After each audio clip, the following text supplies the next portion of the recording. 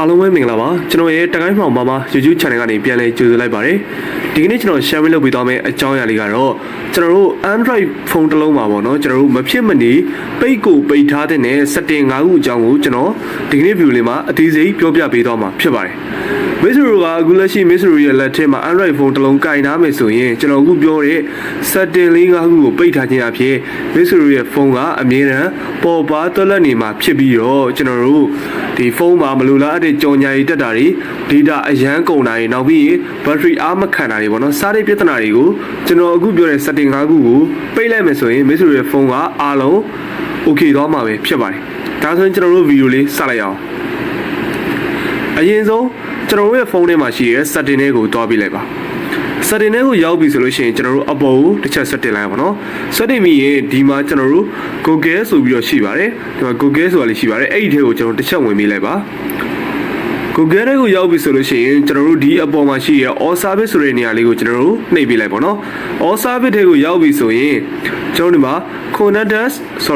connectors device and sharing ဆိုတဲ့ title ရဲ့အောက်မှာကျွန်တော်တို့ဒီမှာဒီ title ရဲ့အောက်မှာ device ဆိုပြီးတော့ရှိပါတယ်အဲ့ဒီကိုကျွန်တော်တို့နှိပ်ပေးရမယ်ဒါကြောင့်မလို့ကျွန်တော်ဒီမှာ device ဆိုတာလေးကိုကျွန်တော်နှိပ်ပေးလိုက်မယ် okay ခုလိုနှိပ်ပြီးပြီဆိုရင်ဒီအပေါ်မှာ scan for nearby device ဆိုတဲ့နေရာလေးမှာဒီမှာကျွန်တော်တို့ဒီမှာ on နေရာတွေ့ရပါလိမ့်မယ်เนาะအခုလိုမျိုး on နေရာတွေ့ရမယ်ဆိုကျွန်တော်တို့ဒီ setting ကိုကျွန်တော်ပိတ်ပေးရမှာဖြစ်ပါတယ်ဒီ setting ကိုဖွင့်ထားရဆိုရင်ဘာတွေဖြစ်နိုင်လဲဆိုရင်ကျွန်တော်တို့ဖုန်းတစ်လုံးကိုကျွန်တော်တို့ဖုန်းကိုပိတ်ထားတယ်ဆိုရင်တော့မှသူက background မှာ run နေမယ်ပေါ့နော်ကျွန်တော်တို့ရဲ့ဖုန်းရဲ့အနီးနားမှာရှိတဲ့တခြားသော device တွေကိုသူ့အနေနဲ့ auto scanning လုပ်ပေးနေမှာဖြစ်တယ် auto ရှာဖွေပေးနေမှာဖြစ်တယ်ပေါ့နော်ဒါကြောင့်မလို့ကျွန်တော်တို့ရဲ့ဖုန်းမှာကျွန်တော်တို့ကဖုန်း screen ကိုပိတ်ထားတယ်ကိုမသုံးဘဲနဲ့ချထားတယ်ဆိုရင်တော့ဒီကောင်က background မှာ run နေမှာဖြစ်တဲ့ကိုဖုန်းရဲ့ battery ကအာမခံ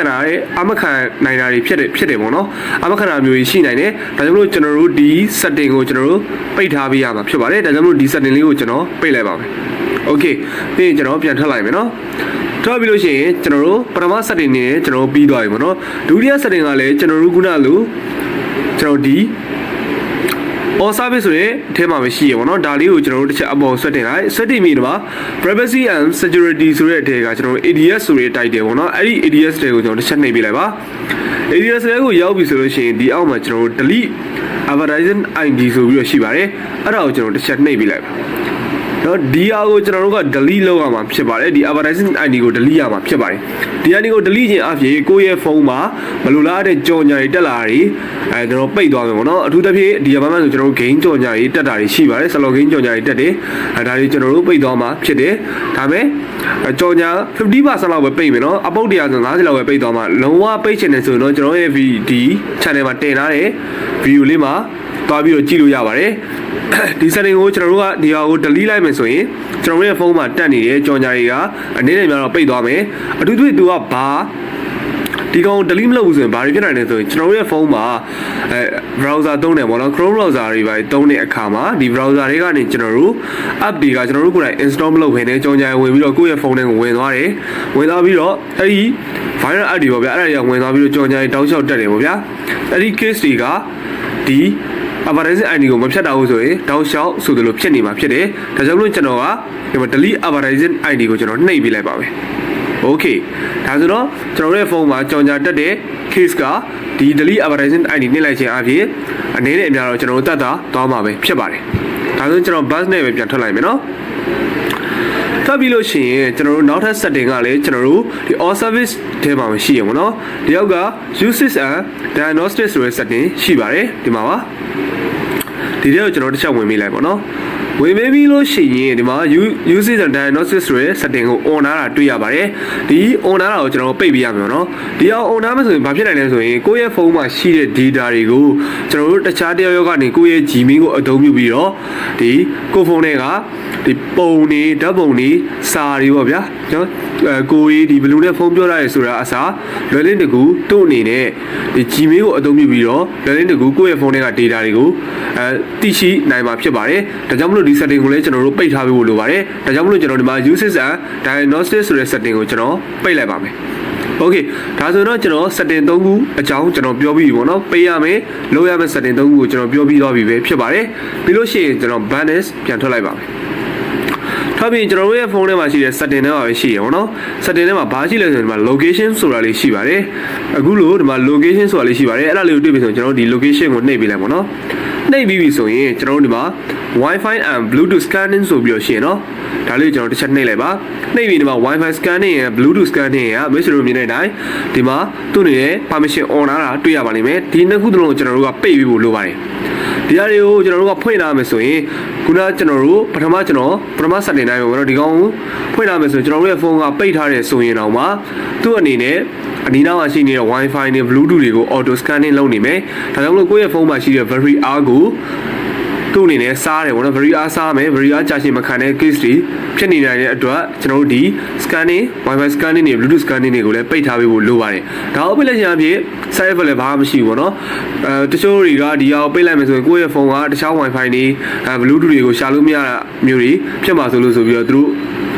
စိုးရင်ကြပါဘောနော်ဒါပေမဲ့မလိုပါဘူးဒီကနှစ်ခုလုံးပိတ်ထားမယ်ဆိုရင်လည်းသူ့အနေနဲ့ scanning တော့လုပ်ပြီးပါလိမ့်မယ်နော်ကျွန်တော်တို့ကဒီ setting ကိုပိတ်လိုက်ရင်ကျွန်တော်ရဲ့ဖုန်းမှာ battery အားစားတဲ့ပြဿနာကို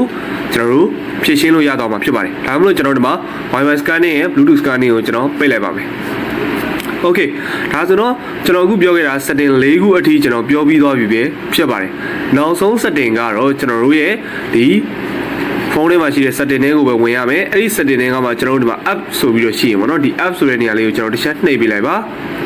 နှိပ်ပြီးလို့ရှိရင်ကျွန်တော်တို့ကဒီအပေါ်မှာ add money man ဆိုတော့တစ်ချက်နှိပ်လိုက်ပါတော့နှိပ်ပြီးရင်ကျွန်တော်တို့ကအခုပြောမှာဗာလဲဆိုရင်ကျွန်တော်တို့ရဲ့ဖုန်းထဲမှာရှိတဲ့ app တွေပေါ့နော်အထူးသဖြင့် data ကိုအသုံးပြုပြီးတော့ run ရတဲ့ app တွေပေါ့အထူးသဖြင့်ကျွန်တော်တို့ TikTok တွေ Messenger တွေ Viber တွေ Facebook တွေပေါ့ဗျာအဲ့ဒီ app တွေမှာကျွန်တော်တို့ background data ကိုကျွန်တော်ပိတ်ထားပေးရမှာဖြစ်ပါတယ်နော်လူတွေဒီမှာကျွန်တော် TikTok ပေါ့နော်ကျွန်တော်ဒီမှာ TikTok ကိုရှာလိုက်မယ်ရှာပြီးရင်ကျွန်တော်ဒီ app တွေကိုဝင်ပေးလိုက်မယ်ဝင်ပြီးလို့ရှိရင်ဒီမှာ data usage ဆိုတဲ့အရာလေးရှိပါတယ်ဒီတော့ကျွန်တော်တစ်ချက်ဝင်ပေးလိုက်ပါမယ်